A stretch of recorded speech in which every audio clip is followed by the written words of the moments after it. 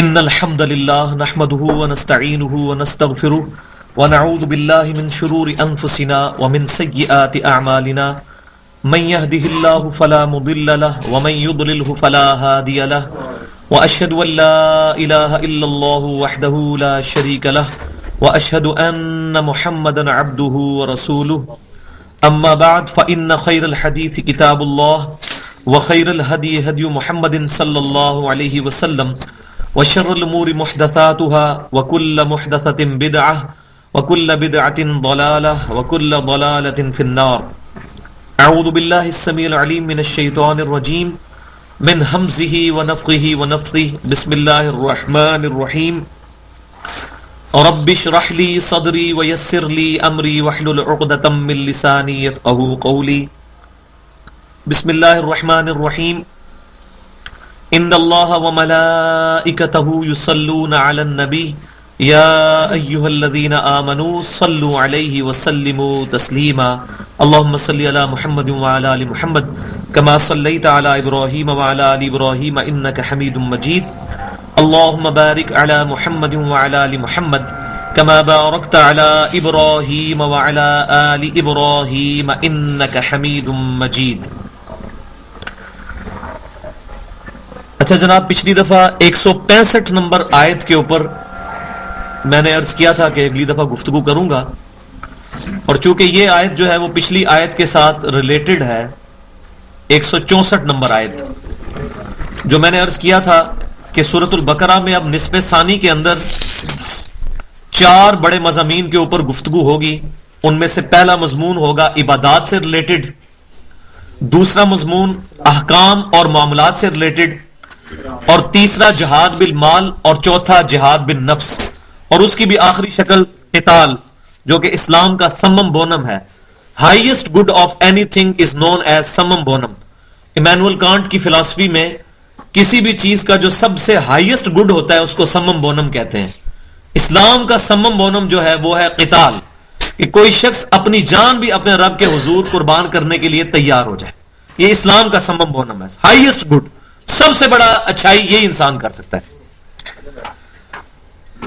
تو یہ 4 مضامین میں پھر میں نے عرض کیا تھا کہ یہ جو سورۃ البقرہ کا نصف ثانی ہے، ان 4 مضامین کے اوپر آیات آئیں گی، اور پھر ان میں وقفے وقفے سے چند بڑے خوبصورت پھول آئیں گے جو اللہ تبارک و تعالیٰ نے، آپ سمجھے، کمپریہنسو آیات نازل فرمائی ہیں. ایک ایک آیت کے اندر پورا ایک ٹاپک کور کیا ہے.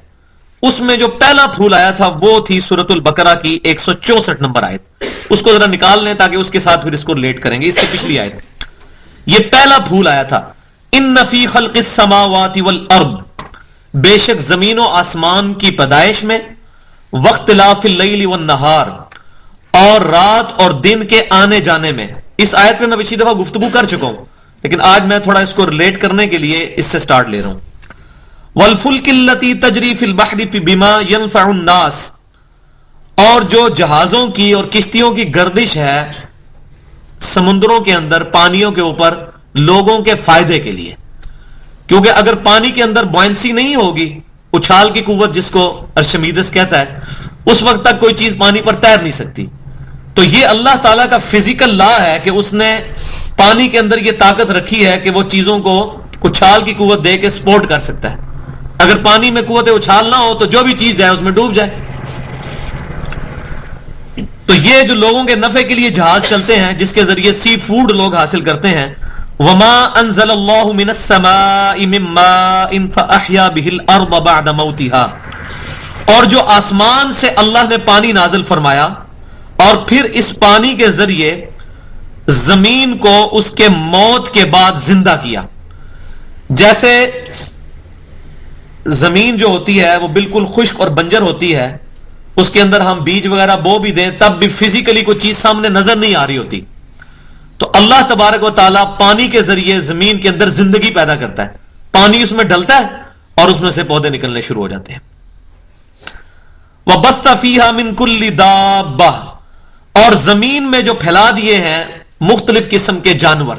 اس میں تمام جانور شامل ہیں، چاہے وہ چوپائے ہیں یا پرندے ہیں یا سمندروں میں رہنے والے جانور ہیں یا زمین پہ رینگنے والے کیڑے ہیں، حشرات الارض ہیں، یہ تمام کی تمام چیزیں، یہ اللہ تعالیٰ اپنی نشانیاں گنوا رہا ہے کہ یہ نشانیاں کس لیے ہیں. وَتَصْرِيفِ الرِّيَاحِ وَسَحَابِ الْمُسَخَّرِ بَيْنَ السَّمَاءِ وَالْأَرْضِ، اور ہواؤں کا بدلتے رہنا اور بادلوں کا زمین و آسمان کے درمیان مسخر ہونا، لآیات لقوم یعقلون، اس میں نشانیاں ہیں عقل والوں کے لیے، جو اپنی انٹلیکٹ کو استعمال کرتے ہیں ان کے لیے اس کے اندر نشانیاں موجود ہیں. کیا نشانیاں ہیں؟ کہ یہ تمام کے تمام جو فزیکل فینومینا ہو رہے ہیں، یہ تمام فزیکل فینومینا خود سے نہیں ہو رہے، بلکہ ان کے پیچھے کوئی ڈیوائن سورس ہے جو ان کو کنٹرول کر رہی ہے. دنیا میں سب سے بڑا بے وقوف وہ ہے جو یہ سمجھتا ہے کہ انڈے میں سے چوزا خود نکلتا ہے. زمین و آسمان کی ساری مخلوقات کو ہم چیلنج کرتے ہیں، سارے انٹلیکچوئلز کو، سارے سائنٹسٹ کو. میں ایک انڈا توڑ کر اس کا لیسدار مادہ رکھتا ہوں پلیٹ کے اندر، زمین و آسمان کی ساری مخلوقات مل کے تمام اپنے انٹلیکچوئل ان پٹ دے لیں اور ساری کی ساری تدبیریں اور تمام سائنٹیفک ریسرچ کی روشنی میں کوشش کر بیٹھیں، اس لیسدار مادے سے چوزا بنا سکتی ہیں. کوئی بیوقوف بھی نہیں کہے گا ہاں، عقل مند تو بڑی دور کی بات ہے. کوئی کہے گا سوچا ہی نہیں جا سکتا اس مٹیریل سے چوزا بنانا. حالانکہ ہمیں تو یہ کہنا چاہیے پہلے مٹیریل کوئی بنائے، خود بنائے مٹیریل. مٹیریل چلو انڈے میں سے لے لیتے ہیں، اپنی عقل جوڑے اور چوزا بنا کے بتائے کوئی. تو بھائی جو کام کرنے سے نہیں ہو سکتا وہ خود بخود کیسے ہو سکتا ہے؟ اس جملے کے اوپر غور کریں. جو کام کرنے سے نہیں ہو سکتا، سب لوگ اپنا انٹلیکچوئل ان پٹ دے لیں، تمام کے تمام لوگ اپنی تمام ایفرٹ پٹ کر دیں ایک کام کو کرنے کے لیے کہ ہم نے یہ کام کرنا ہے، اور وہ کام نہ ہو، اس کے بارے میں کوئی یہ بکواس کرے یہ خود بخود ہو رہا ہے، اس سے بڑا کوئی بے وقوف نہیں ہے. جو کام کرنے سے نہیں ہو سکتا وہ خود بخود کیسے ہو سکتا ہے؟ ایک بال پوائنٹ کو دیکھ کر کوئی پاگل شخص بھی یہ نہیں کہے گا یہ خود بخود بنی ہے. وہ کہہ سکتا ہے؟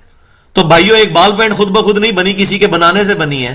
اس کے اندر پورا میکینیکل سسٹم ہے، جو پھر اندر سیاہی کا نظام ہے، پلاسٹک کی اس کی باڈی، یہ سب کچھ یہ ساری ایک ترتیب سے بنی ہے. یہ کسی کے بنانے سے بنی ہے. اس سے تو کئی کمپلیکس چیز جو ہے وہ انڈا ہے، اور روزانہ اربوں انڈوں میں سے چوزے نکل رہے ہیں. خود بخود نکل رہے ہیں؟ نہیں، کسی کے نکالنے سے. تو اللہ تعالیٰ فرما رہا ہے یہ زمین و آسمان کی پیدائش میں، یہ کوئی معمولی چیز نہیں. زمین و آسمان کی پیدائش بھائیو، اس وقت ناسا کی لیٹسٹ سائنٹیفک ریسرچ کے مطابق اس کائنات کے اندر 250 بلین گلیکسیز دریافت ہو چکی ہیں.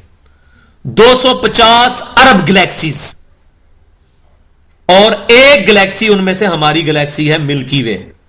اس کے اندر 300 ارب سورج ہیں، جن میں سے ایک سورج ہی ہے. اس جیسے 300 ارب سورج ہماری گلیکسی میں موجود ہیں. یہ ایک گلیکسی ہے، اور پھر اس طرح کی 300 ارب سورج والی گلیکسیز 250 ارب ہیں. انبلیویبل ڈیٹا ہے، یہ فیکٹوریل پرابلم ہے. جو میتھمیٹکس کی فیلڈ کے لوگ ہیں وہ جانتے ہوں گے فیکٹوریل پرابلم کیا ہوتا ہے.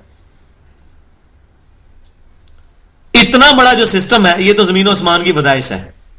یہ بنی کیسے اس کو تو چھوڑ دیں، ہم تو اس کے فگرز کا اندازہ نہیں. اور یہ 300 ارب سورج جو ہماری اس گلیکسی میں موجود ہے، ان میں سے سب سے چھوٹا سورج یہ ہے جو ہمیں نظر آتا ہے، جو زمین سے 13 لاکھ گنا بڑا ہے، جس میں ہر سیکنڈ میں 50 کروڑ اٹامک بم کے برابر انرجی ریلیز ہو رہی ہے. تو بے وقوف ہوگا نا جو کہے گا یہ سورج خود بخود چل رہا ہے. بھائیو، یہاں ہمارا سوئی گیس کا مسئلہ بنا، ہمارا تو چولہا نہیں چل رہا، چولہا نہیں جلا سک رہے اپنا.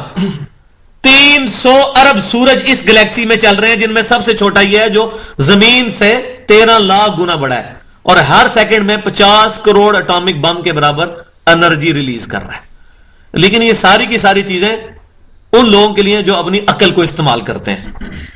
یہ جو آخر میں اللہ تبارک و تعالیٰ نے یہ چیز بیان فرمائی کہ اس کے اندر نشانیاں ہیں عقل والوں کے لیے. عقل والے تو سوچیں گے کہ اس دنیا کے اندر مور دین 2 ملین مخلوقات دریافت ہو چکی ہیں. 20 لاکھ سے زیادہ مخلوقات صرف اس دنیا میں ہیں. گننا شروع کریں نا، اگر گھوڑا، گدھا، خچر، ٹھیک ہے جی، کوا، چیل، طوطا، اس طریقے سے گنے تو 20 لاکھ مخلوقات ہیں جو اس روئے ارض پہ دریافت ہو چکی ہیں. یہ نیشنل جغرافک اور ڈسکوری چینلز کے آپ کو فگرز بتا رہا ہوں، اپنے نہیں، جن لوگوں نے مار کھائی ہے اس فیلڈ میں. 20 لاکھ مخلوقات. پھر ہر یہ 20 لاکھ تو سپیشیز ہو گئی، پھر ہر مخلوق جو ہے اس کی آگے تعداد اربوں کے اندر ہے. ایک دہی کے کپ کے اندر 6 ارب بیکٹیریاز ہوتے ہیں. More than the human population on the face of earth. زمین پہ جتنے لوگ موجود ہیں اس سے زیادہ تعداد میں بیکٹیریا ایک دہی کے کپ کے اندر ہیں. تو باقی مخلوقات کا کیا بندہ اندازہ لگا. ملینز آف ویلز ہیں دنیا کے سمندروں کے اندر, اور ویل کی ایک وقت کی جو چھوٹی ویل کی خوراک ہے نا وہ 500 کلو گرام گوشت ہے. 35,000 کلو کی بھی ایک ویل ہے جو پیسیفک اوشن کے اندر ویلز موجود ہیں. ایک ویل کا وزن 35,000 کلو, 11 افریقن ہتھنیوں کے برابر وزن. اور اس طرح کی لاکھوں ویلز موجود ہیں اٹلانٹک کے اندر, پیسیفک اوشن کے اندر, بحر الکاہل میں, بحر اوکیانوس میں. یہ تمام کی تمام چیزیں خوراک بھی لے رہی ہیں اور یہ لاکھوں سال سے اس روئے ارض پہ آباد ہیں. ان کی جو جنریشن چل رہی ہے وہ کسی خوراک کی وجہ سے چل رہی ہے. یہ ساری کی ساری جو نشانیاں ہیں اس پہ میں نے پورا ایک لیکچر بھی دیا ہے. آپ یوٹیوب پہ لکھیں اسلام کی ڈکشنری تو 10 لیکچرز کھلیں گے. ان میں سے ایک لیکچر ہے اللہ کون ہے, who is Allah in the light of latest scientific research. اس پہ 1.25 گھنٹے میں نے نیشنل جیوگرافک اور ڈسکوری چینلز کے فگر سے بتایا کہ آج ان سائنٹسٹ نے بھی اس چیز کو بلیو کیا ہے کہ ایک supreme being, super natural agency, ایک ڈیوائن سورس ہے جو تمام چیزوں کو ٹائنیسٹ ڈیٹیل تک کنٹرول کیے ہوئے. تو اس جو کائنات کی جو نشانیاں ہیں ان کے اندر جو ہے وہ عقل والوں کے لیے نشانی موجود ہے کہ وہ اپنی عقل کو استعمال کر کے اللہ تک پہنچیں. اور اس کا پھر ایونچوئل رزلٹ کیا ہوگا وہ اگلی آیت میں آ رہا ہے جو آج میں نے شروع کرنی تھی. وَمِنَ النَّاسِ مَن يَتَّخِذُ مِن دُونِ اللَّهِ أَندَادًا يُحِبُّونَهُمْ كَحُبِّ اللَّهِ. اور لوگوں میں سے ایسے بدبخت لوگ بھی ہیں کہ جو اللہ تعالی کے مد مقابل اور ہستیوں سے ایسی محبت کرتے ہیں جو اللہ سے کرنی چاہیے. وَالَّذِينَ آمَنُوا, اور جو ایمان والے لوگ ہیں, اشد حبا للہ, وہ شدید ترین اللہ سے محبت کرتے ہیں. ان کی جبلت میں, ان کی انسٹنکٹ میں اللہ کی محبت موجود ہے. اور واللہ کبھی انسان کبھی اکیلے میں بیٹھ کے صرف اپنے اوپر غور کرنا شروع کرے, اس کائنات کے تو بہت بڑے فگرز ہیں وہ تو شاید سب لوگوں کو پتہ نہ چلیں, انسان صرف اس کے اوپر غور کرنا شروع کرے کہ روزانہ 1,00,000 دفعہ جو میرا دل دھڑک رہا ہے یہ خود بخود دھڑک رہا ہے. یہ دل روزانہ 10,000 لیٹر خون میرے جسم میں پمپ کرتا ہے, یہ خود بخود کر رہا ہے. ہر بندے کے جسم میں 1,00,000 کلومیٹر نسوں کا جال بچھا ہوا ہے جن تک خون پہنچتا ہے, یہ خود بخود پہنچ رہا ہے. 2.5 چکر زمین کے بنتے ہیں 1,00,000 کلومیٹر ہر بندے کے جسم میں. میرے پھیپڑے روزانہ 23,000 دفعہ سانس لیتے ہیں اور 23,000 دفعہ باہر نکالتے ہیں, یہ خود بخود ہو رہا ہے. میں تو 23 دفعہ خود سانس لوں نا یوں کر کے, خود لے کے نکالوں فزیکلی اپنی ایفرٹ پٹ کر کے, تو میں تو ایک دن بھی زندہ نہیں رہ سکتا. تو میری بے وقوفی اگر میں کہوں یہ خود بخود ہو رہا ہے. 12,000 دفعہ میری آنکھیں خود بخود جھپک رہی ہیں, نہیں, اس کو کوئی ڈیوائن سورس ہے جو کنٹرول کر رہی ہے. 25 دفعہ میرے گردے روزانہ ڈیلیسس کرتے ہیں, ایک ڈیلیسس کی قیمت 4,000 روپے مارکیٹ میں. 1,00,000 روپے کا کام میرے گردے روزانہ مفت کر رہے ہیں, یہ خود بخود ہو رہا ہے. ایک انسانی جسم کے اندر 100 ٹریلین سیلز ہوتے ہیں. کتنے؟ 100 trillion. 1 trillion is equal to 1000 billion. 1 trillion 1000 ارب کے برابر ہوتا ہے. اور 100,000 ارب خلیے ہر بندے کے جسم میں موجود ہیں جن تک آکسیجن روزانہ پہنچتی ہے. اگر ان تک آکسیجن نہ پہنچے یا ان کی ڈویژن ہی صرف کروموسوم کی جو ہے وہ ڈسٹرب ہو جائے تو انسان کو کینسر ہو سکتا ہے. تو روزانہ 100,000 ارب خلیوں کا بیک وقت صحیح پرفارم کرنا یہ خود بخود ہو رہا ہے. اس کو سائنٹسٹ کہتے ہیں کہ انگلینڈ جیسے 30 ملک ہوں اور سب ملک, یہ 30 ملک صرف درختوں سے پر ہوں, تو ان درختوں کے جتنے پتے بنیں گے نا اتنے انسان کے جسم میں خلیاں ہیں ایک بندے کے جسم میں. 30 انگلینڈ جیسے ملک صرف درختوں سے پر ہوں. واللہ یہ خود بخود نہیں ہو رہا. اگر یہ ہو رہا ہے خود بخود تو زمین و آسمان کی ساری مخلوقات مل کے ایک انسان کے جسم کے 100 ٹریلین سیلز تک آکسیجن پہنچا کے بتائے. ہم تو گن بھی نہیں سکتے ان کو. یہ تو میں صرف سیلز بتا رہا ہوں. ایک سیل کے اندر کتنے ایٹمز ہوتے ہیں ایک پانی کے چھوٹے قطرے کے اندر 1 ارب ایٹم ہوتے ہیں، ایک پانی کے چھوٹے سے قطرے میں 1 ارب. تو اب ایٹموں پہ اگر بات جائیں تو کہاں تک جائے گی؟ یہ سارے کے سارے فگرز اللہ تعالیٰ نے اس بابرکت دور میں اس دور کو بابرکت اس لیے کہتا ہوں کہ آج سائنس کی ترقی کی وجہ سے اللہ تعالیٰ نے وہ جو سورہ حامیم السجدہ کی سیکنڈ لاسٹ آیت ہے، سنوریہم آیاتنا فی الآفاق وفی انفسہم حتی یتبین لہم انہ الحق، ان قریب زمین و آسمان میں اور ہم ان لوگوں کی جانوں میں ان کو ایسی نشانیاں دکھائیں گے وہ چیخ اٹھیں گے کہ یہ قرآن حق ہے. اور یہ کافروں کے ساتھ بات ہو رہی ہے کہ کافروں کو سنوریم آیاتنا فی الآفاق، اس سے پہلے کافروں کے ساتھ بات چل رہی، ان قریب ہم انہیں زمین و آسمان میں ایسی نشانیاں دکھائیں گے، وفی انفسہم، اور ان کی اپنی جانوں کے اندر بھی، حتی یتبین لہم انہ الحق، یہاں تک کہ یہ لوگ چیخ اٹھیں گے کہ قرآن حق ہے، یہ کلام حق ہے، اللہ کی ذات حق ہے. اور آج وہ چیخ اٹھے ہیں. 11 ستمبر 2001 کے بعد امریکہ میں روزانہ 400 بندہ مسلمان ہو رہا ہے، اور 11 ستمبر 2001 کے اس واقعے کے بعد جس کو ہم کنڈیم کرتے ہیں اور وہ امریکہ نے خود کروایا تھا، 34,000 امریکن صرف 9 مہینے میں مسلمان ہوئے ہیں قرآن پاک کا ترجمہ انگریزی میں پڑھ کے. ان کے لیے انٹرسٹ کیا ہے ان چیزوں میں کہ یہ کتاب ان چیزوں سے بحث کرتی ہے جو 20ویں صدی کے اندر لیٹسٹ سائنٹیفک ریسرچ کی وجہ سے دریافت ہوئی ہیں. اور 1400 سال پہلے جبکہ الیکٹرانک مائکروسکوپ بھی موجود نہیں تھی، جب ہبل کی ٹیلیسکوپ بھی موجود نہیں تھی، اتنی ٹائنیس ڈیٹیل تک زمین و آسمان کی نشانیاں اور ماں کے پیٹ میں بچہ کیسے بنتا ہے ایمبریولوجی کی فیلڈ کی ٹائنیس ڈیٹیل تک مینشن ہونا اس بک کے اندر، اور تقریباً 1000 کے قریب آیات سائنٹیفک فیکٹس کے اوپر بحث کرتی ہیں جن میں سے کوئی آیت بھی غلط نہیں ثابت اسٹیبلش سائنس کے مطابق. تو وہ چیخ اٹھتے ہیں کہ یہ کلمہ جو لا الہ الا اللہ محمد رسول اللہ، اللہ کے سوا کوئی معبود نہیں، محمد صلی اللہ علیہ وسلم اس کے رسول ہیں. کیونکہ ایسا شخص جو 1400 سال پہلے ایسی باتیں کر گیا جو آج سے 100 سال پہلے بھی کرنا ناممکن تھی، تو اس کا کوئی اور جواب نہیں ہے کہ کوئی ڈیوائن سورس ہے جو اس کو ٹیچ کر رہی ہے. الحمدللہ. تو اس کا انٹلیکچوئل رزلٹ کیا ہے ان چیزوں کا؟ والذین آمنوا اشد حبا للہ، جو ایمان والے ہیں وہ شدید ترین اللہ سے محبت کرتے ہیں. یہ ہے اس کا ایونچوئل رزلٹ. ان تمام چیزوں کے بعد انسان جب تفکر کرتا ہے تو اللہ کی محبت پیدا ہوتی ہے. اور اس کو میں جامعہ ترمذی کی حدیث سے بیان کروں.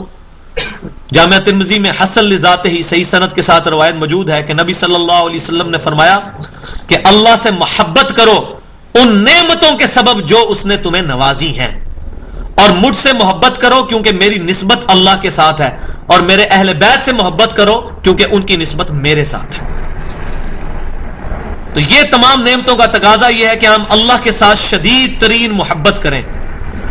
اور جو گمراہ لوگ ہیں وہ کیا کرتے ہیں؟ وہ اللہ کو چھوڑ کر اور ہستیوں کے ساتھ ایسی محبت کرتے ہیں جو اللہ سے کرنی چاہیے.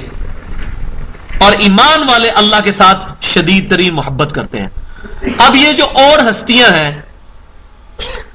ان میں نمبر 1 تو وہ چیزیں ہیں کہ جو انسانوں نے اپنے ہاتھوں سے بت تراش کر ان کو اپنا معبود ٹھہرا لیا.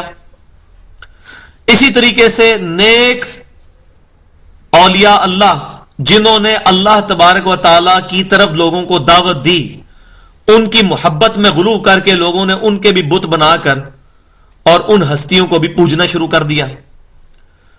اور بدبختی کی بات یہ ہے کہ نبیوں کے ماننے والی امتوں میں بھی یہ خرابیاں پیدا ہوئی. عیسائی کہ جن کی طرف اللہ تعالیٰ نے سیدنا عیسیٰ علیہ السلام کو مبعوث فرمایا تھا، وہ عیسیٰ علیہ السلام کو برحق ماننے کے باوجود عیسیٰ علیہ السلام کے لیے ڈیوینٹی کلیم کرتے ہیں. اور وہ ایسی ایسی بات کرتے ہیں جو آج کا پڑھا لکھا بندہ ایکسپٹ ہی نہیں کر سکتا. وہ پڑھے لکھے بندے کے دماغ میں بیٹھتی ہی نہیں وہ بات. تو نبیوں کے ماننے والی امتوں میں بھی ایسی خرابیاں پیدا ہونی شروع ہوئی کہ اللہ تعالیٰ کے مقابلے پہ اور ہستیاں. ہاں اللہ کے تابع لائی جائیں پھر ٹھیک ہے. ہم معاذ اللہ استغفر اللہ یہ نہیں کہتے کہ انبیاء کرام علیہ السلام کی یا اولیاء اللہ کی ان کی توہین کی جائے. یہ تو بالکل خارجیت کا فتنہ ہے ان کی توہین کرنا. یا یہ کہنا کہ بڑے سے بڑا بزرگ ہو، ولی ہو، پیغمبر ہو، اللہ کے سامنے چمار سے زیادہ ذلیل ہے، یہ ایسے کفری عقیدے ہمارے نہیں ہیں. قرآن اور سنت نے ہمیں یہی بتایا کہ ہم نے انبیاء کرام کی رسپیکٹ کرنی ہے.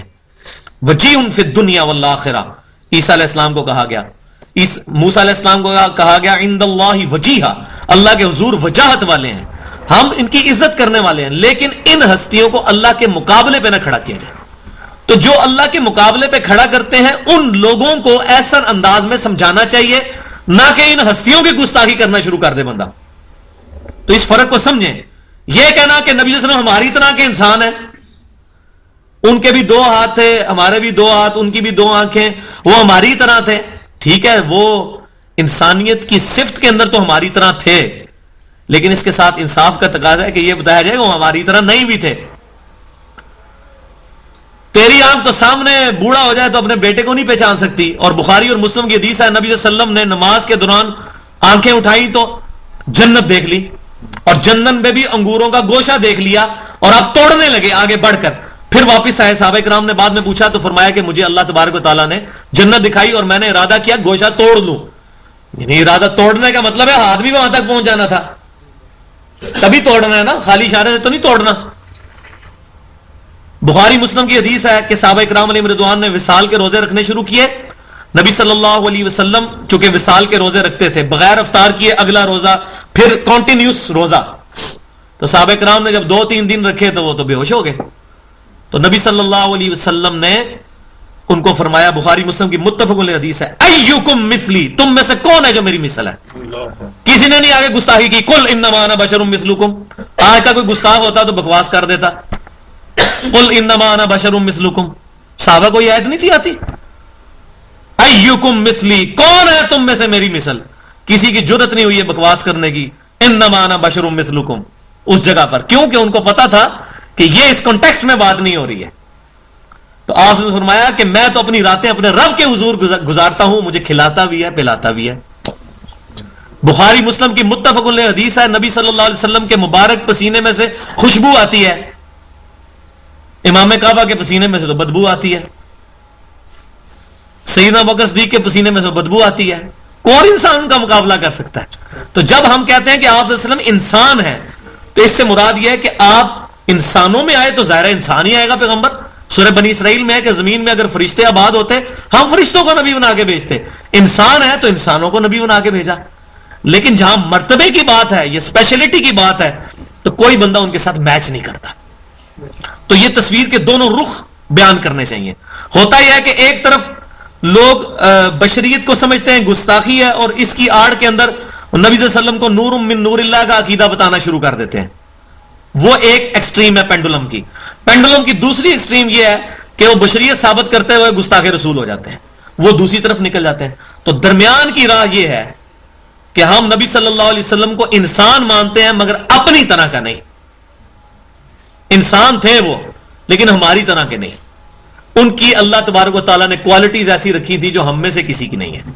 ٹھیک ہے جی. تو میں نے اس کے اوپر ڈیٹیل سے گفتگو اس لیے کی کہ یہ اللہ تعالیٰ کے مقابلے پر جو ہستیوں کی بات ہو رہی ہے، اس کی آڑ میں یہ نہیں کہ توحید بیان کرتے ہوئے بندہ گستاخی بیان کرے. تو اس کو ایک جملہ یاد کریں کہ توحید بیان کریں گے، توہین بیان نہیں کریں گے. ٹھیک ہے جی. توحید بیان کریں گے، توہین بیان نہیں کریں گے، کیونکہ اللہ کے مقابلے پر انبیاء اور اولیاء نہیں ہے، وہ تو حزب اللہ ہے. ٹھیک ہے. حزب الشیطان جو ہے وہ ہے اللہ کے مقابلے پر. تو نبی صلی اللہ علیہ وسلم کی محبت اللہ ہی کی محبت ہے، یہ اللہ کے مقابلے پر نہیں ہے. والذین آمنوا اشد حبا للہ، جو ایمان والے ہیں وہ شدید ترین اللہ سے محبت کرتے ہیں. وَلَوْ يَرَى الَّذِينَ ظَلَمُوا إِذْ يَرَوْنَ الْعَذَابَ أَنَّ الْقُوَّةَ لِلَّهِ جَمِيعًا. اور کاش یہ ظالم لوگ وہ وقت دیکھ لیں قیامت کا، کاش ان کو یہ وقت نظر آ جاتا تو ان کو یہ بات پتہ چل جائے گی کہ جب وہ عذاب دیکھ لیں گے تو ان کو یہ بات کھل جائے گی، أَنَّ الْقُوَّةَ لِلَّهِ جَمِيعًا، کہ اصل میں جو بے شک قوت ہے وہ ساری کی ساری اللہ کے پاس ہے. وَأَنَّ اللَّهَ شَدِيدُ الْعَذَابِ، اور بے شک اللہ تعالیٰ سخت عذاب دینے والا ہے. اللہ کے مقابلے پر ہستیوں کے علاوہ آج کے دور کا شرک جو میں سمجھتا ہوں کہ ڈاکٹر اقبال نے سمجھا ہے، اور میں نے پہلے بھی ایک دفعہ ورڈکٹ دی تھی اور لوگوں نے اس کو توڑ موڑ کے پیش کیا.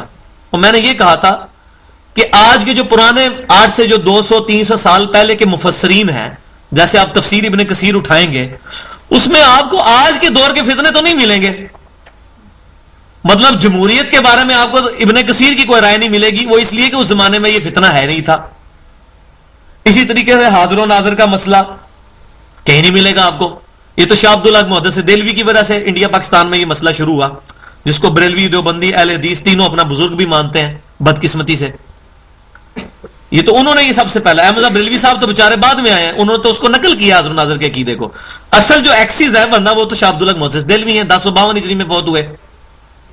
اچھا، تو آج کے دور کا یہ جو فتنہ تھا جمہوریت کا اور وطنیت کی محبت، جو کہ یہ ابھی یہ شروع کیا جی، سب سے پہلے پاکستان، سب سے پہلے اسلام، اس کے بعد کوئی چیز. تو اس دور کے شرک کو ڈاکٹر اقبال نے سمجھا، اور میں اس کو بھی سمجھتا ہوں کہ وہ اس آیت کے اندر آتا ہے، وَمِنَ النَّاسِ مَن يَتَّخِذُ مِن دُونِ اللَّهِ أَندَادًا يُحِبُّونَهُمْ كَحُبِّ اللَّهِ. اور وہ نیشنلزم کا فتنہ ہے جو ڈاکٹر اقبال نے شعر کہا کہ ان تازہ خداؤں میں بڑا سب سے وطن ہے، جو پیرہن ہے اس کا وہ مذہب کا کفن ہے. کہ یہ آج کے جو تازہ خدا لوگوں نے گھڑے ہیں، ان میں وطنیت کی محبت، وطن کی محبت کو اس حد تک آگے لے جانا کہ اللہ اور رسول کی محبت پر بھی غالب کر دینا. اب مجھے بتائیں، صحیح حدیث ہے جامعہ ترمذی میں، جو شخص یہ خواہش کرتا ہو کہ لوگ اس کے سامنے کھڑے ہوں احترام کے لیے، وہ اپنا مقام دوزخ میں دیکھ لے. اور جامعہ ترمذی میں حدیث موجود ہے کہ صحابہ کرام علیہم رضوان نبی صلی اللہ علیہ وسلم کے استقبال کے لیے کھڑا نہیں ہوا کرتے تھے، نبی صلی اللہ علیہ وسلم کے استقبال کے لیے کھڑا نہیں ہوا کرتے تھے. تو ہم قومی ترانے میں کیوں کھڑے ہوتے ہیں؟ یہ قنوت جو ہے یہ اللہ کے ساتھ خاص ہے، قومی ترانے کے عدم میں کھڑا کروایا جاتا ہے. یہ ڈاکٹر اقبال کو بات سمجھ آئی، ان تازہ خداؤں میں بڑا سب سے وطن ہے، جو پیرہن ہے اس کا وہ مذہب کا کفن ہے. مذہب کا کفن بن گیا یہ.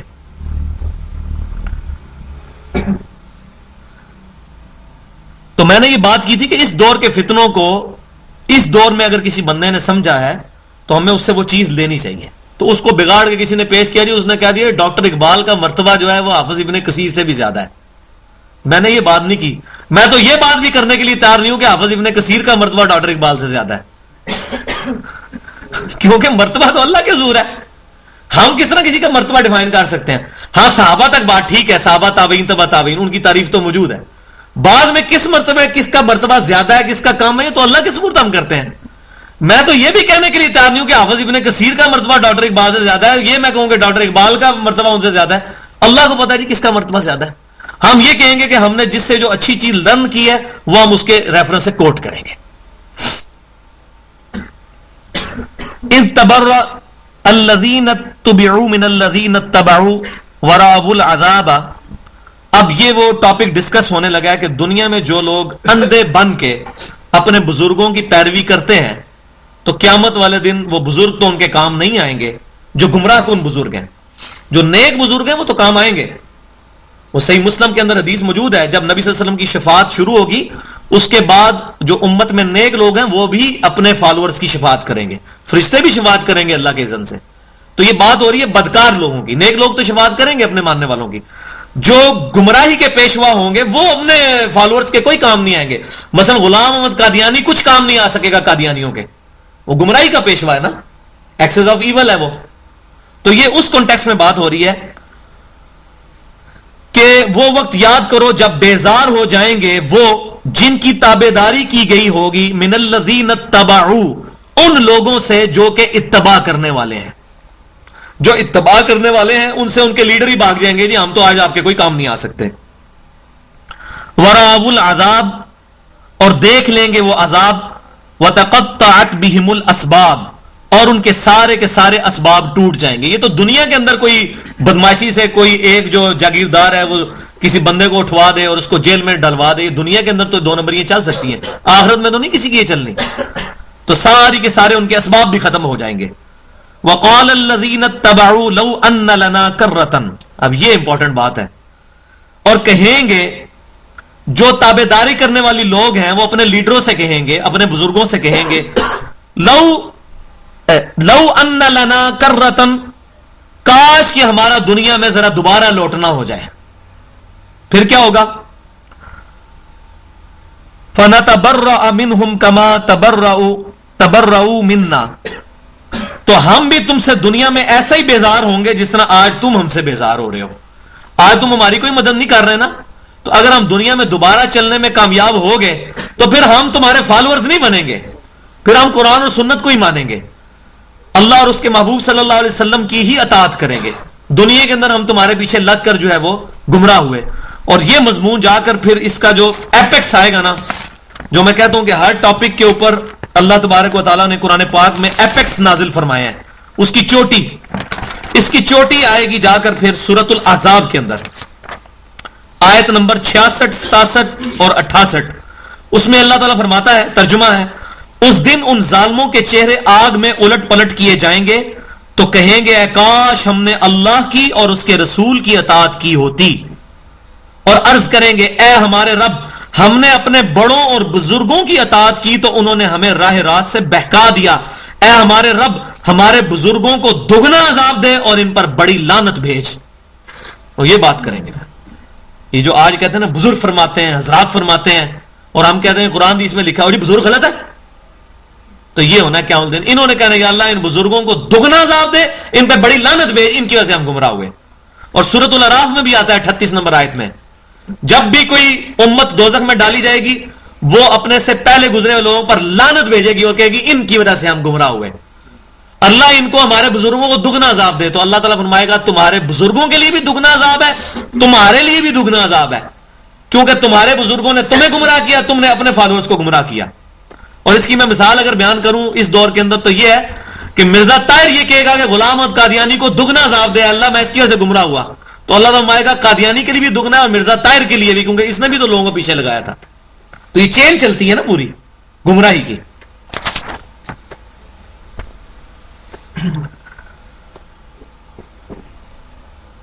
تو وہ کہیں گے کہ ہم دنیا میں اگر دوبارہ لوٹنا ہو تو ہم ایسے ہی بیزار ہوں گے جس طرح آج تم ہم سے بیزار ہو رہے ہو, ہم بھی تمہارا ساتھ چھوڑ دیں گے. کذالک یریہم اللہ اعمالہم حسرات, یوں ہی اللہ تعالیٰ ان کے اعمال کو ایک پشیمانی کا اور حسرت کا سبب بنا کر ان کو دکھا دے گا. دنیا کے اندر بڑے بڑے انہوں نے سمجھا ہوگا ہم نے بہت بڑی این جی اوز چلائیں, آج یہ بھی ایک بیماری چلی ہوئی ہے نا, پیسہ حرام کا ہے اور این جی او کھول دی ہے, پیسہ حرام کا ہے اور کوئی ہاسپٹل کھول لیا اور یہ سمجھ رہے ہیں کہ ان اعمال کا اللہ کے حضور کوئی اجر ہوگا. کوئی اجر نہیں. ایک طرف سے خون پسینے لوگوں کا جو ہے نچوڑ کے پیسہ اکٹھا کیا جائے اور حرام کا اور رشوت کا پیسہ اکٹھا کر کے کوئی مسجد بنوا دی جائے یا کوئی مدرسے بنا دیے جائیں. آپ دیکھ لیں ہمارا اس وقت جو صدر ہے کتنے پاکستان کے مدرسے یہ رن کر رہا ہے, آپ کو پتا ہے اس بات کا,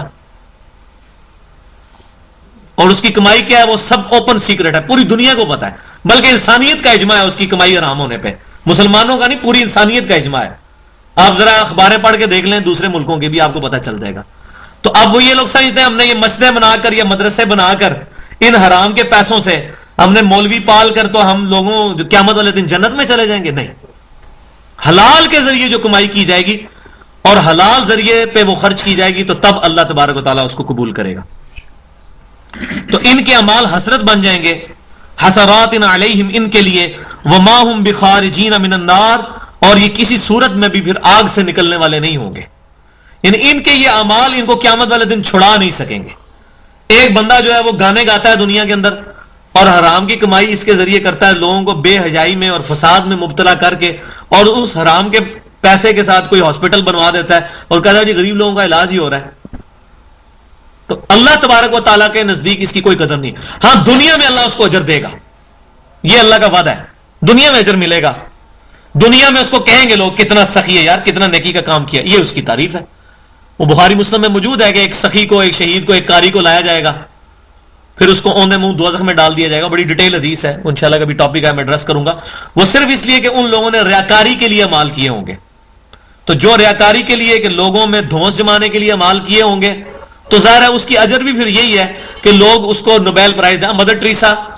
مدر ٹریسا کو نوبیل پرائز مل گیا نا, بس اس کو دنیا میں اجر مل گیا اس کے اعمال کا, آخرت میں کوئی اجر نہیں. وہ اس کی وجہ یہ ہے کہ جو شخص یہ موبائل اپنا بند کر دیجیے. جو شخص دنیا کے اندر آیا اور اس نے اللہ کو پہچان لیا، اب وہ شخص اللہ تبارک و تعالی کے ساتھ کسی ہستی کو شریک ٹھہرائے تو اس نے اللہ کو کیا پہچانا؟ اللہ تعالیٰ سورہ مریم میں فرما رہا ہے کہ جس نے اللہ کے لیے بیٹا تجویز کیا اس نے اللہ کو اتنی بڑی گالی دی، قریب ہے آسمان پھٹ پڑے، زمین شک ہو جائے اور پہاڑ ریزہ ریزہ ہو جائیں، ان دعوا للرحمن ولدا، کہ انہوں نے رحمان کے لیے بیٹا تجویز کیا. اب چاہے وہ مدر ٹریسا ہو، اگر وہ جیزس کے لیے یہ عقیدہ رکھتی ہے کہ وہ اللہ کا بیٹا ہے، کیتھولک تھی، یا گاڈ انکارنیٹ کا عقیدہ رکھتی ہے، تو اللہ کے لیے اس نے کیا کیا؟ جیسا میں اکثر مثال دیتا ہوں دنیا میں کہ ایک خاوند اپنی بیوی کا ہر جرم معاف کر سکتا ہے، لیکن یہ نہیں معاف کر سکتا کہ اس کی بیوی کسی اور مرد کے ساتھ منہ کالا کرے. بالکل اسی طرح اللہ تعالیٰ ہر جرم معاف کر سکتا ہے، لیکن اپنے ساتھ کسی اور ہستی کو شریک ٹھہرایا جائے، یہ اللہ تعالیٰ اس کے اوپر ہی از جیلس گاڈ. جو تورات اور انجیل میں یہ چیز موجود ہے، اللہ جیلس گاڈ ہے، وہ اس چیز سے جلن فیل کرتا ہے کہ اللہ کے ساتھ کسی ہستی کو شریک ٹھہرایا جائے. تو یہ بڑی گالی ہے یہ تو، اسی لیے اللہ تعالیٰ غضب بھڑکتا ہے. ان اللہ لا یغفر ان یشرک بہ، اللہ بے شک اس گناہ کو کبھی معاف نہیں کرے گا کہ اس کے ساتھ کوئی شریک ٹھہرائے. ویغفر ما دون ذلک لمن یشاء، اور اس کے علاوہ جو بھی گناہ ہے جس کے لیے چاہے گا معاف کر دے گا. شرک معاف نہیں کرنا اللہ تعالیٰ نے. یہی بات تورات میں لکھی ہوئی ہے، یہی بات انجیل کے اندر لکھی ہوئی ہے، اور یہی بات قرآن میں جو 10 کمانڈمنٹس آئی ہیں سورہ بنی اسرائیل میں، جس میں پہلی کمانڈ یہ ہے کہ ہم نے یہودیوں اور عیسائیوں کو پہلی بات یہ کی تھی وَقَضَىٰ رَبُّكَ أَلَّا تَعْبُدُوا إِلَّا إِيَّهُ، اور تمہارے رب نے یہ بات طے کر دی تھی کہ مت پوجنا کسی کو اللہ کے سوا، اللہ کے ساتھ کسی کو شریک نہ ٹھہرانا. آج بھی تورات اور انجیل میں جو 10 کمانڈمنٹس موجود ہیں ان میں پہلی کمانڈ یہ ہے اللہ کے ساتھ شرک نہیں کرنا، اور کر رہے ہیں. مور دین 1.75 بلین کرسچنز، 2.25 ارب کرسچن دنیا میں اللہ کے ساتھ شریک ٹھہرا رہے ہیں. لیکن ان کی یہ غلطی پوائنٹ آؤٹ کر کے ہماری ڈیوٹی ختم نہیں ہو جاتی. ہمارا کام ہے کہ ان کو پیار کے ساتھ ایسا طریقے سے یہ بات کنوے کریں. ان کو تعویل کی غلطی لگ گئی ہوئی ہے. کیا ہم صرف اس لیے مسلمان ہیں کہ ہم مسلمانوں کے ملک اور گھر میں پیدا ہوئے ہیں، اور وہ اس لیے کرسچن ہے کہ وہ کرسچنز کے ملک کے اندر پیدا ہوئے ہیں؟ ہم بھی اگر وہاں پیدا ہوتے تو ہم بھی کرسچن ہوتے. اور پھر ذرا یہ بات سوچیں کہ اگر ہم بائی برتھ کرسچن ہوتے تو پھر ہم یہ دعویٰ کر سکتے تھے کہ ہم توحید والی امت ہیں. تو ہمارا اس میں کیا کمال ہے؟ ہمارا کمال تب ہے کہ جب ہم پورا انٹلیکٹ یوز کر کے اللہ تعالیٰ کو پہچانے کہ اللہ کے ساتھ کسی کو شریک نہیں ٹھہرانا. جس نے دنیا میں یہ کام کر دیا اس نے دنیا میں آنے کا مقصد پورا کر دیا. صحیح مسلم میں حدیث موجود ہے، اگر میرا بندہ، کتاب الذکر چیپٹر میں اور جامعہ ترمذی میں بھی ہے، اگر میرا بندہ زمین و آسمان گناہوں کے بھر کر لے گئے اور اس حال میں وہ پیش ہو کہ اس نے میرے ساتھ کسی کو شریک نہ ٹھہرایا ہو، میں اس قدر مغفرت کے ساتھ اس سے ملاقات کروں گا. شرک is the most sensitive issue in the sight of Allah. Allah کے حضور سب سے حساس معاملہ ہے شرک. انہ من یشرک باللہ فقد حرم اللہ علیہ الجنہ ومأواہ النار وما للظالمین من انصار. جو کوئی بھی اللہ کے ساتھ شرک کرے گا اللہ تعالیٰ نے ایسے شخص پر جنت حرام کر دی ہے، اس کا ٹھکانہ دوزخ ہے اور وہاں اس کا کوئی مددگار نہیں ہوگا. حتیٰ کہ سید الاولین والآخرین، شفیع المذنبین، رحمت للعالمین، سیدنا و مولانا محمد رسول اللہ صلی اللہ علیہ وسلم بھی اس کی شفاعت نہیں کریں گے. صحیح بخاری میں کتاب الدعوات چیپٹر میں، صحیح مسلم میں کتاب الایمان چیپٹر میں یہ حدیث موجود ہے کہ اللہ نے ہر نبی کو ایک دعا دی جو اس نے اس دنیا میں کر لی. میں نے اپنی دعا اپنی امت کے لیے چھپا کے رکھی ہے، میں قیامت والے دن اپنی اس دعا سے اپنی امت کی شفاعت کروں گا، اور میری شفاعت سے میرے ہر امتی کو نفع پہنچے گا سوائے اس کے کہ جس نے اللہ کے ساتھ کسی قسم کا شرک کیا ہو. اور شرک کیا ہے؟ 2 چیزیں ہیں مین بھائی. 11ویں دینا کوئی شرک نہیں ہے، قبروں پہ جا کے چادر چڑھانا کوئی شرک نہیں ہے. اصل شرک 2 چیزیں ہیں، ایاک نعبد و ایاک نستعین.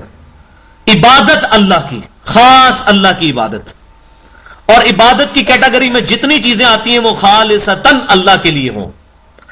اب کوئی شخص 11ویں دیتا ہے، وہ یہ کہتا ہے جی شیخ عبد القادر جیلانی کو اس کا ثواب پہنچے، اللہ کے نام کی نیاز ہے، تو ہم اس کو شرک تو نہیں کہہ سکتے. یہ زیادہ سے زیادہ کہیں گے یہ ثابت کوئی نہیں ہے، یہ دین کے اندر ایڈیشن ہے. اور میں الحمدللہ میں تو کمپیریٹو اسٹڈی کا بندہ ہوں, 32 سال میرے بھی بریلویت میں گزرے ہیں. دنیا میں کوئی بریلوی نہیں جو یہ کہتا ہو کہ یہ شیخ عبد القادر جیلانی کے نام کی نیاز ہے. وہ مولوی جھوٹ بولتا ہے جو یہ کہتا ہے کہ بریلوی جو ہے وہ شیخ عبد القادر جیلانی کی نام کی نیاز دیتے ہیں. وہ صرف فرقہ پرست مولوی اپنے فرقے کو چمکانے کے لیے بکواس کر رہا ہے. کوئی نہیں ایسا کہتا, کسی کتاب میں یہ بات نہیں لکھی ہوئی. وہ کہتے ہیں کہ یہ اللہ کے نام کی نیاز ہے, شیخ عبد القادر جیلانی کو اس کا ثواب پہنچے. تو بھائیو یہ عقیدہ تو بہت بڑے بڑے بزرگ بھی مانتے ہیں. یہ عقیدہ تو شاہ ولی اللہ دہلوی نے بھی اپنی کتاب میں لکھا ہوا ہے. یہ تو شاہ اسماعیل دہلوی نے بھی اپنی کتاب کے اندر لکھا ہوا ہے. وہ خود کہتے ہیں میں اس چیز کا قائل ہوں, اگرچہ یہ صحیح دلیل سے چیز ثابت نہیں. تو ہم اس کو زیادہ زیادہ کہیں گے ان کی تعویل کی غلطی ہے, شرک نہیں ہے. اصل شرک کیا ہے؟ کوئی اللہ کے علاوہ کسی اور بزرگ کے نام کی قربانی دے یا اس کے نام کی نیاز تو کوئی نہیں بانٹتا. تو میں کہتا ہوں ایاک نعبد جہاں تک ہے اس کانٹیکسٹ میں الحمدللہ یہ امت تاحال تو شرک سے محفوظ ہے, اس شرک کے جلی سے. وہ بڑا شرک جو کہ یہودیوں کے اندر اور عیسائیوں کے اندر آیا, عیسیٰ علیہ السلام کو اللہ کا بیٹا ٹھہرایا. اس امت میں کوئی بھی اللہ کا بیٹا نہیں کہتا نبی صلی اللہ علیہ وسلم کو, الحمدللہ کوئی نہیں کہتا. لیکن اس کا جو دوسرا پورشن ہے نا وہ ایاک نستعین, اس میں آ کے معاملہ ایمبیگوس ہوا ہے. اور غائب میں صرف ہم تجھے ہی مدد کے لیے پکارتے ہیں, یعنی دعا صرف اللہ ہی سے. ایاک نستعین اس سے مراد ظاہری اسباب نہیں ہے, کیونکہ ظاہری اسباب کا تو قرآن میں حکم ہے وتعاونوا علی البر والتقوی, نیکی اور پرہیزگاری کے کاموں میں ایک دوسرے کی مدد کرو. اسباب اختیار کرنے ہیں, اسباب کی نفی نہیں ہے. لیکن غائب میں کسی ہستی کو پکارنا, اس سے دعا کرنا, جیسے یا علی مدد کہنا, یہ سیدنا علی کو غائب میں پکارنا ہے, یہ اللہ کے ساتھ خاص ہے. صرف اللہ تعالیٰ کو پکار سکتے ہیں, وہ بھی یا اللہ مدد کہہ کے نہیں, یا حیو یا قیوم برحمتک استغیث جو سنت سے ثابت ہے وہ والے الفاظ. یا اللہ مدد اردو تک تو ٹھیک ہے, لیکن نبی صلی اللہ علیہ وسلم سے نہیں ثابت. تو غائب میں مدد کے لیے پکارنا. تو اس میں ایک بات اکثر کی جاتی ہے, جی ہم حضرت علی کو یہ مانتے ہیں کہ وہ اللہ کی عطا سے ہی مدد کرتے ہیں. بھائی یہ تو جھگڑا ہی نہیں ہے کہ وہ اللہ کی عطا سے کرتے ہیں نہیں کرتے. جھگڑا یہ اللہ کے علاوہ کسی کو پکارنا نہیں ہے. اللہ کو پکاریں گے, اللہ تعالیٰ فرشتہ مدد کے لیے بھیجے. جیسے صحیح بخاری میں حدیث ہے کتاب الوکالہ چیپٹر میں, کوئی شخص آیت الکرسی پڑھ کے سوتا ہے, اللہ اس کی مدد کے لیے ایک فرشتہ بھیجتا ہے, پوری رات اس کی حفاظت کرتا ہے. لیکن فرشتے کو نہیں پکارنا, یہ نہیں کہنا فرشتوں یہ پیغام دے دو کہ خادم تمہارا سیدار ہے. اب فرشتوں کو پکار لیا تو یہ شرک ہو جائے گا. فرشتوں کو نہیں پکار سکتے. نبی صلی اللہ علیہ وسلم نے بارش کے لیے صلاۃ الاستسقاء جو ہے وہ ہمیں تجویز فرمائی اور تعلیم فرمائی. آپ نے یہ نہیں فرمایا کہ تم بارش والے فرشتے کو پکار لینا کہ فرشتے یہ بارش برسا دو کہ گرمی کا موسم قریب آ رہا ہے. نہیں, اللہ کو پکارنا ہے, فرشتے کو نہیں پکارنا, سیدنا علی کو نہیں پکارنا. مدد کے لیے فرشتہ آئے, اللہ کسی جن کو بھیجے, اللہ ہوا چلائے, اللہ تعالیٰ اسباب کے ذریعے ہماری مدد کر ہی رہا ہے, سورج کے ذریعے ہماری مدد کر رہا ہے. لیکن ہم کیا یا اللہ یا سورج مدد کہنا شروع کر دیں گے؟ سب سے بڑا مشکل کشا تو سورج ہے. سورج کی وجہ سے زمین پہ موسم تبدیل ہوتے ہیں, سورج کی وجہ سے پودے اپنی خوراک تیار کرتے ہیں, سورج کی وجہ سے زندگی ہے, پودوں کو جانور کھاتے ہیں, جانوروں کو ہم کھاتے ہیں. یہ پورے کا پورا لائف سائیکل جو ہے یہ سورج کی وجہ سے چل رہا ہے. سورج اگر مر جائے, سورج ختم ہو جائے, زمین پہ کوئی بھی زندگی نہیں رہ سکتی. تو ہم کیا نعوذ باللہ من ذالک سورج کو پکارنا شروع کر دیں گے مدد کے لیے؟ ہم کہیں گے اللہ مدد کرتا ہے, سورج سبب ہے. تو اگر یہ آج ہمارے شیعہ بھائی یہ کہنا شروع کر دیں کہ ہم حضرت علی کو نہیں پکاریں گے, ہم اللہ کو پکاریں گے ایاک نستعین کے تحت, تو بس بات جھگڑا ختم ہو جائے گا. مسئلہ صرف دعا کا ہے, وَإِيَّاكَ نَسْتَعِينُ. تو یہ میں نے ڈیٹیل سے عرض کیا تاکہ یہ باتیں کلیئر ہوں, اصل جھگڑا سمجھ آئے. یا ایھا الناس, اے انسانوں, کلوا مما فی الارض حلالا طیبا, کھاؤ زمین میں سے وہ چیزیں جو کہ حلال ہیں اور پاکیزہ چیزیں ہیں. گندی چیزیں نہ کھاؤ, پاکیزہ اور حلال چیزیں. ولا تتبعوا خطوات الشیطان, اور مت پیروی کرو شیطان کے راستوں کی. شیطان کا راستہ نہیں کہا گیا, راستہ واحد میں جب آئے گا وہ ہدایت کا ہوگا. ہدایت کا ایک ہی راستہ ہے, اہدنا الصراط المستقیم, اے اللہ ہمیں سیدھے راستے پر چلا. ہدایت کے چار راستے نہیں ہو سکتے بھائی. یہ کہنا چاروں ہی حق پہ ہیں, یہ چاروں ادھر ہی جا رہے ہیں, حنفی, شافعی, مالکی اور حنبلی اور پانچواں جعفری, ان بزرگوں کو تو ہم مانتے ہیں, انہوں نے یہ فرقے نہیں بنائے, یہ بعد میں امت میں بنائے ہیں. جی پانچوں ہی حق پہ ہیں. قرآن میں کہیں بھی صراط مستقیم یہ نہیں کہا گیا ایک سے زیادہ راستے ہیں, اس کو واحد سے سیگے سے کہا گیا, اور ہمیشہ گمراہی کے راستوں کو جمع کے سیگے میں کہا گیا. یہاں بھی آپ دیکھ لیں, شیطان کے جو خطوات ہیں, اس کی جو لکیریں ہیں, اس کے جو راستے ہیں, ان کی پیروی مت کرو. کیوں؟ انہ لکم عدو مبین, بے شک وہ تمہارا کھلا دشمن ہے. دیکھو دشمنی بھی اس کی کھلی ہے, کوئی چھپی ہوئی نہیں ہے, کھلی دشمنی ہے. لیکن اس میں اللہ نے ہمیں ایک فیور دی ہے کہ شیطان کا کوئی فزیکل ٹینجیبل ہمارے پہ اثر نہیں ہے, کہ کوئی بندہ یہاں سے چلتا ہے کہ جی میں جو ہوں وہ نماز پڑھنے کے لیے مسجد میں جاؤں تو راستے میں شیطان کھڑا ہو جائے اور کہ میں تمہیں مسیت ہی نہیں وڑن دینا. کبھی نہیں ایسا ہوگا, کبھی نہیں ایسا ہوگا. فزیکلی اس کا کوئی اثر نہیں ہوگا. ہاں انٹلیکچوئل ہوگا, دماغی طور پہ وہ کہے گا. تو دماغی طور پہ تو ہمیں مؤذن کی بھی آواز آ رہی ہے, حی علی الصلاح حی علی الفلاح, آ رہی ہے نا.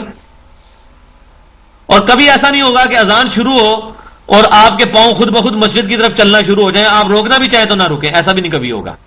انا ہدیناہ السبیل اما شاکرا و اما کفورا, ہم نے ہدایت کا راستہ, گمراہی کا راستہ واضح کر دیا, چاہو تو اس کو مانو چاہو تو اس کو مانو, تمہاری اپنی مرضی ہے.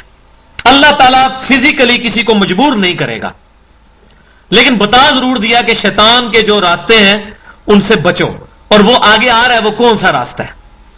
انما یأمرکم بالسوء والفحشاء, وہ تو تمہیں اس بات کا حکم دیتا ہے کہ تم کرو برائی, جو الٹا راستہ ہے نا وہ تم اختیار کرو.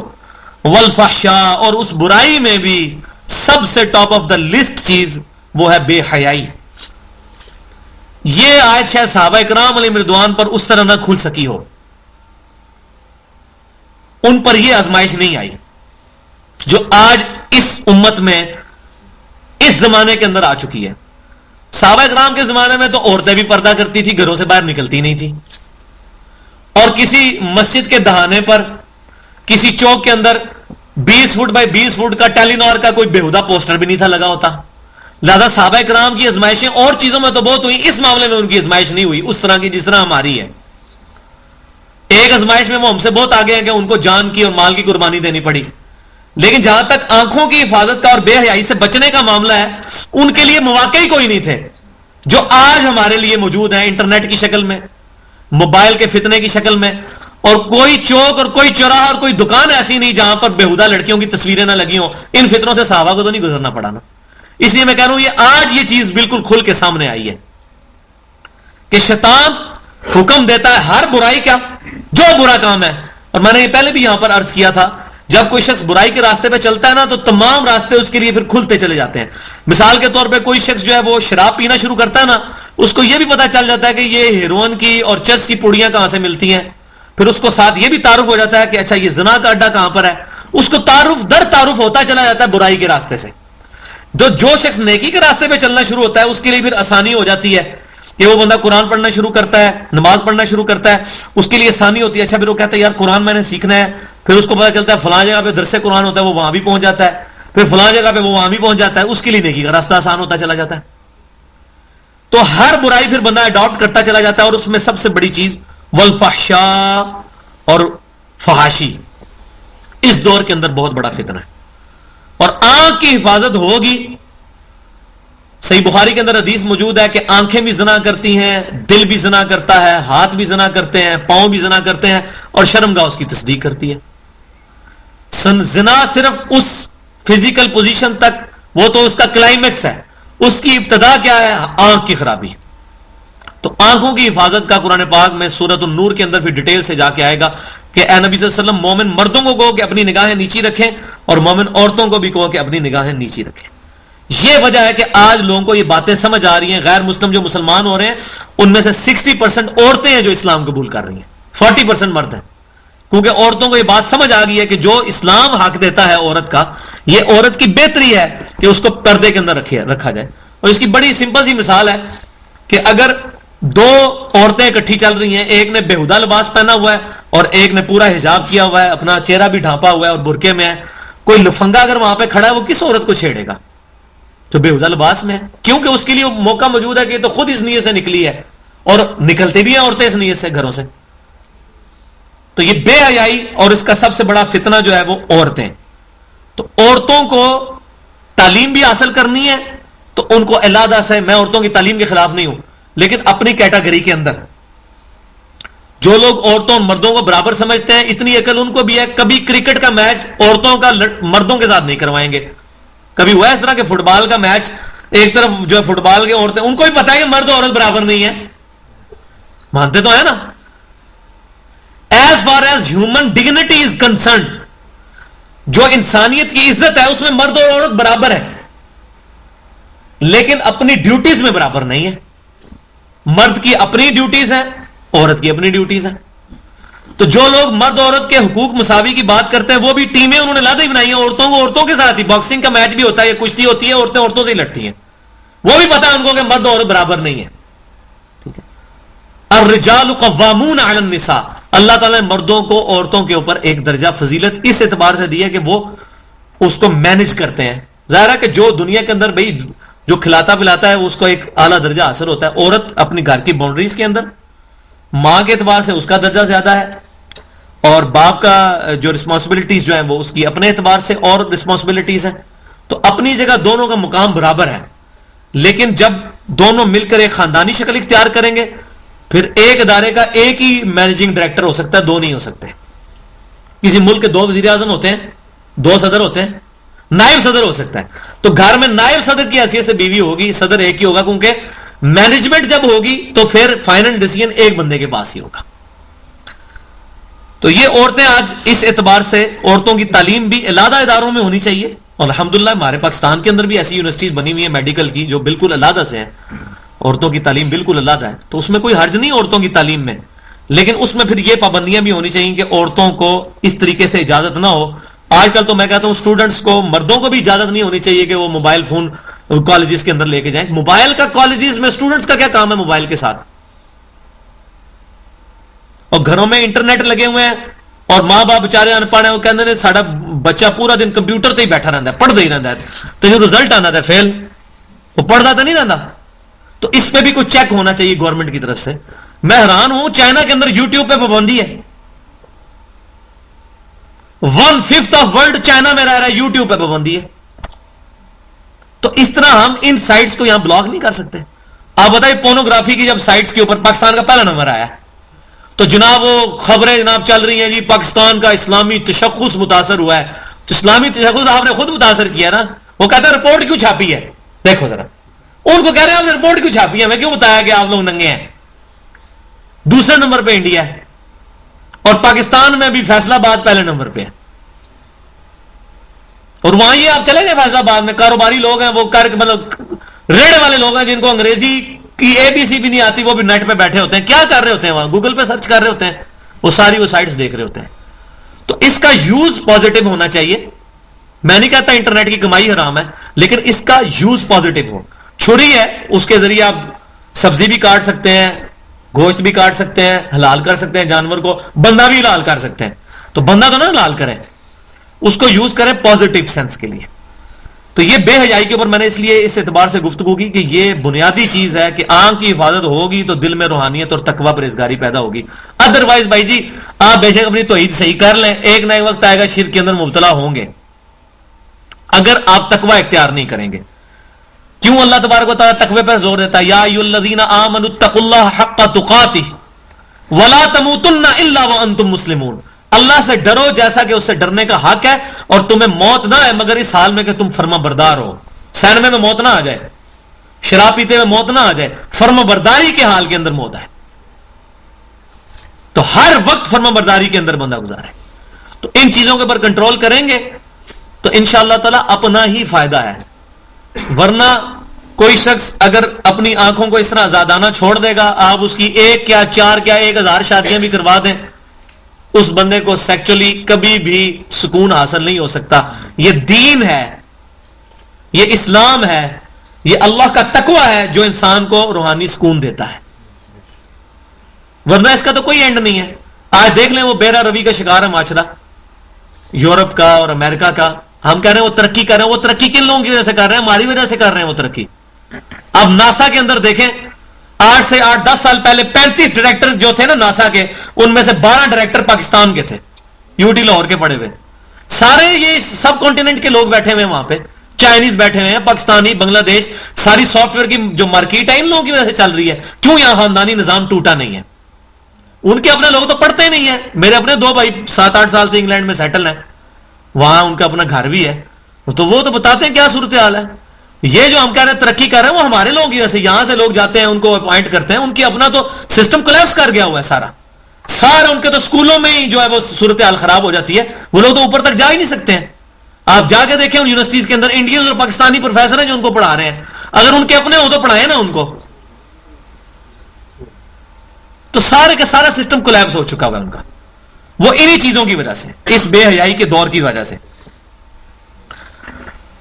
والفحشاء وان تقولوا علی اللہ ما لا تعلمون, اور وہ تمہیں پھر شیطان اس بات کا بھی حکم دیتا ہے کہ تم اللہ کے اوپر وہ بات بولو جس کا تمہیں علم نہیں ہے. علم کے بغیر اللہ تعالیٰ کے بارے میں تم کنسپٹ رکھنا شروع کر دو, اللہ تبارک و تعالیٰ کے بارے میں صفات کا عقیدہ رکھنا شروع کر دو بغیر علم کے. جیسے لوگوں نے بغیر علم کے یہ کہنا شروع کر دیا جی کہ جی دیکھیں جی ماں بھی تو اپنے بچے کو نہیں آگ میں جلا سکتی, تو اللہ تعالیٰ کس طرح اپنے بندے کو جلائے گا.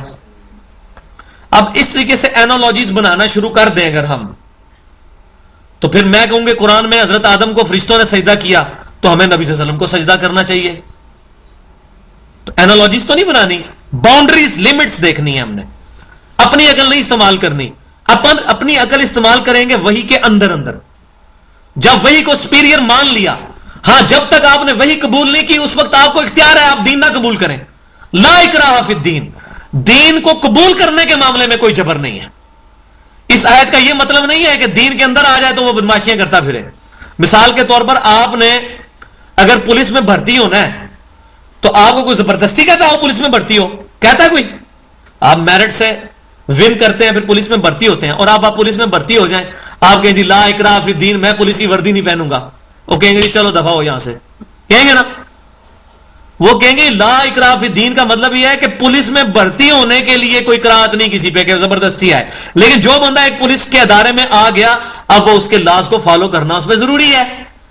لا اکراہ فی الدین کا مطلب ہے کہ ہم کسی کرسچن کو زبردستی مسلمان نہیں کریں گے, لیکن ایک بندہ مسلمان ہو گیا, خود پیدائشی مسلمان کی نہیں میں بات کر رہا, جو خود اپنے انٹلیکٹ سے مسلمان ہوا, تو اس کو پہلے بتایا جائے گا بھی مسلمان ہونا ہے تو یہ چیز غور کر لو کہ جو اسلام سے پھرے گا پھر اس کی سزا قتل مرتد ہوگی, اس کو قتل کیا جائے گا.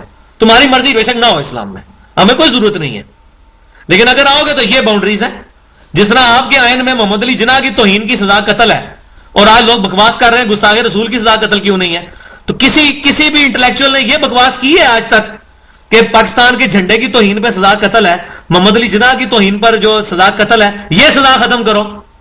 اگر تمہیں اپنے دنیا دار لوگوں کا اتنا پاس ہے کہ تم ان کی قدر کرتے ہو کہ ان کی کوئی توہین کرے گا تو اس کو ہم قتل کریں گے, تو ایک شخص جو کہ 1.25 ارب لوگوں کے دل کی دھڑکن ہے, دنیا میں 1.25 ارب لوگ اپنے ماں باپ اولاد سب لوگوں سے بڑھ کر اس سے محبت کرتے ہیں, اس کے بارے میں لوگوں کو اجازت دے دی جائے کہ وہ سر عام ان کی گستاخیاں ان کو گالیاں دینا شروع کر دیں. اس سے بڑا کوئی فتنہ نہیں ہے دنیا کے اندر.